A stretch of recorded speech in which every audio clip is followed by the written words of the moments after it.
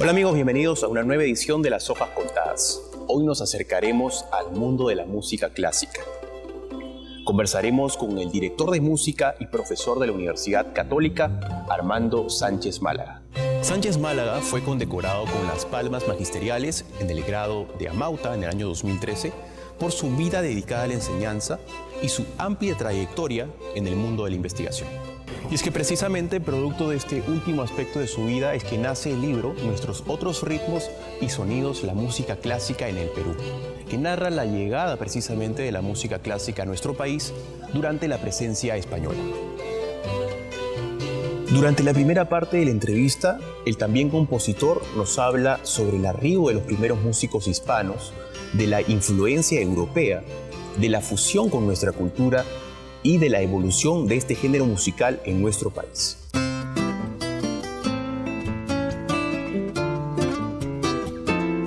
En realidad, hace varios años empecé a tomar algunas notas sobre hechos que me parecían importantes registrarlos de la vida musical de mi país, ¿no es cierto?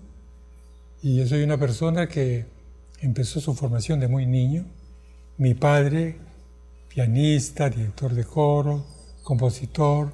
Para mí la música era algo familiar, muy cercano. Entonces yo conocía a compositores, fui a los primeros conciertos de la Orquesta Sinfónica Nacional y me pareció que la memoria musical, la memoria histórica, era importante registrarla.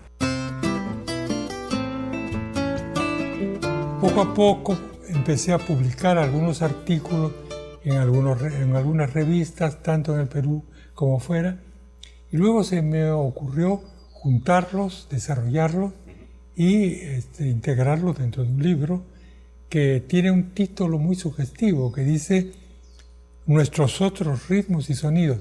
Quiere decir que tenemos muchos ritmos y muchos sonidos. Y la música clásica en el Perú. O sea, una de las corrientes de nuestra música es la que yo he tomado fundamentalmente, la música clásica. Y el contenido de este libro no está pensado solamente en los profesionales de la música, sino en el público en general aficionado a la música.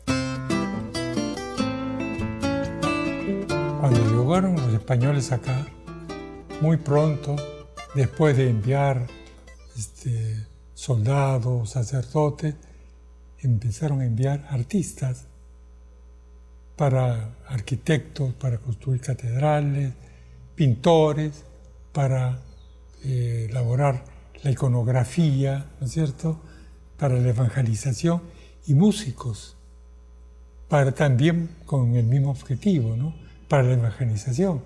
Música para la iglesia, para la catedral y también pues para palacio.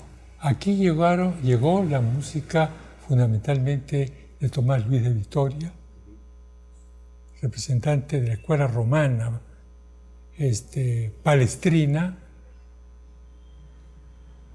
Morales. Son compositores que eran interpretados en la música todos los días en la Catedral de Lima. O sea, los músicos contemporáneos españoles tenían presencia también en nuestro país. Los españoles fueron los primeros en llegar, pero después llegaron muchos músicos italianos, ¿no? Algunos músicos importantísimos a la catedral que trajeron otras corrientes musicales, trajeron, por ejemplo, el violín como instrumento importantísimo dentro de la música religiosa, ¿no es cierto? Y géneros musicales, tipo de cantata italiana, etc. Y pues más adelante, en el siglo XIX, vinieron músicos italianos, músicos alemanes. Cuando se formó la Orquesta Sinfónica, vinieron músicos de muchos países, ¿no? Y todos ellos traían su propio bagaje musical. Y vinieron maestros de capilla, compositores, algunos instrumentistas, que pronto empezaron a formar aquí a otras personas, ¿no es cierto? se formaron escuelas de niños, había los llamados seises, niños que se les preparaba para que cantaran en las misas, etc. Entonces hubo una llegada, digamos, importante del lenguaje musical europeo a través de España. Y aquí encontraron también, pues, naturalmente, las expresiones de la música tradicional peruana. Yo escribo allí un artículo sobre el Jagna Pacha, que es una composición polifónica de comienzo del siglo XVII, ¿no?, que reúne elementos de la música europea y elementos de la música tradicional de nuestro país, y que utiliza además la lengua quechua, ¿no?, y giros melódicos, digamos, de la música tradicional y la estructura, la armonía de la música renacentista de la época. Es un sincretismo que se produce entre ambas corrientes. El género más importante de música dramática es la ópera, que surge en el barroco, surge en Italia, y hay un acercamiento entre la música, la literatura, la danza, la escenografía. Es una reunión de todas las artes. Y esto pasa después a la época clásica. Mozart es el gran compositor de ópera de la música clásica. Y después las corrientes italiana por un lado y alemana por otra en el siglo XIX. Y todo esto viene también a América. Y aquí se escribe, por ejemplo, la primera ópera compuesta y editada en América, que es La Púrpura de la Rosa, de un compositor español que fue maestro de capilla en la Catedral de Lima.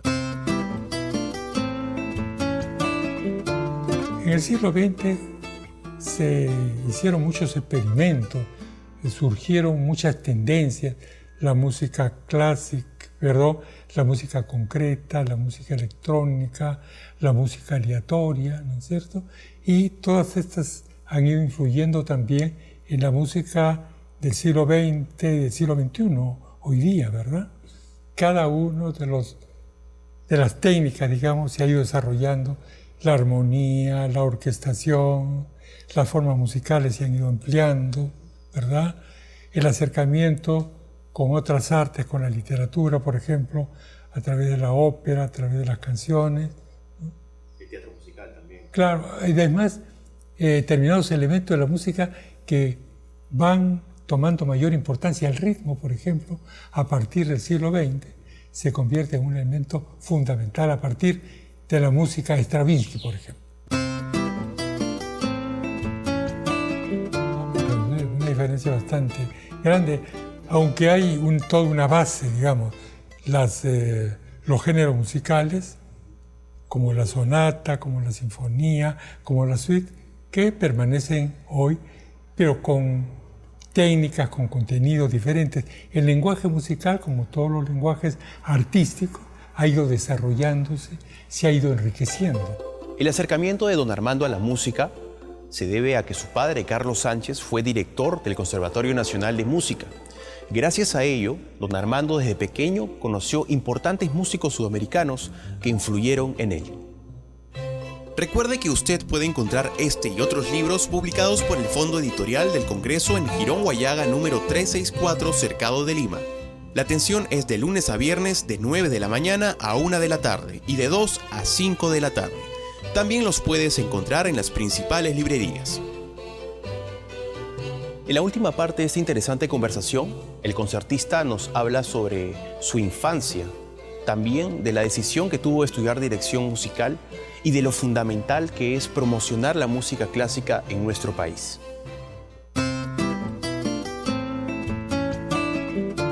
Yo gané un premio fuera del Perú, un premio importante en Estados Unidos como compositor. Edité algunas cosas, pero en un momento tuve que tomar la decisión. O era compositor o era director de orquesta. Y opté por la dirección de orquesta. Llega un momento en que el director de orquesta tiene que aprender la técnica específica de la dirección. Pero atrás tiene la armonía, el contrapunto, la teoría, la orquestación, todo. El compositor tiene lo mismo, pero lo que tiene que hacer es todo eso volcarlo en ideas propias. Pero hay compositores que dirigen y directores que componen. Yo podía pertenecer a este segundo grupo. Hay, digamos, un movimiento importante de resurgimiento del interés por la música clásica. Eso queda demostrado, por ejemplo, con la actividad de la Sociedad Filarmónica. Es una institución centenaria, pero que en los últimos años pues, ha captado un sector muy importante del público que asiste a conciertos y a recitales de primera calidad. Aquí vienen orquestas europeas, solistas, conjuntos, coros, que se presentan en condiciones excelentes, y la labor de muchos intérpretes que se presentan en diferentes sitios, ¿no? Pianistas, cuartetos de cuerda, tríos, en fin. Yo creo que además hay jóvenes que asisten mucho a todas estas presentaciones, y eso es una esperanza porque el público hay que renovarlo. Lo que yo sí agrego siempre, y es un reclamo, que estas instituciones como la Sinfónica, como la Filarmónica, trabajen en la creación de su propio público, para aumentar el público, para reemplazar al público que ya va saliendo más adelante, ¿no es cierto? Gente joven. Tienen que hacer más programas para el proselitismo musical de las nuevas generaciones. Aparte de los temas que he mencionado, la música en la catedral, la ópera, la música clásica, en las instituciones musicales, el conservatorio, la sinfónica, la educación musical. Hay otros temas que he estado trabajando y que pienso yo publicarlos más adelante. Por ejemplo, la presencia de la mujer en la música, que es un tema bien interesante, no solamente en el Perú, sino en el mundo, ¿no es cierto? Todos los compositoras, intérpretes, que han tenido aportes importantes para el desarrollo musical. Siempre se ha pensado que la mujer, claro, es cierto, históricamente no tiene la misma presencia que el hombre, pero eso ha ido cambiando. Entonces eso me parece importante. La música coral en el Perú, la música de otros compositores, la música en provincias, la música de la Sociedad Filarmónica, la trayectoria, por ejemplo, de Radio Filarmonía, que este año cumple 30 años, son temas que yo los estoy trabajando y que espero publicarlos más adelante. Yo trato de dejar un testimonio de lo que yo he vivido, de lo que yo he experimentado. Amigos, nos vemos la siguiente semana en una nueva edición de Las Hojas Contadas. En nuestro siguiente programa estaremos conversando con Marcel Velázquez Castro. Él es el autor del libro La mirada de los gallinazos, cuerpo, fiesta y mercancía en el imaginario sobre Lima. Nos vemos.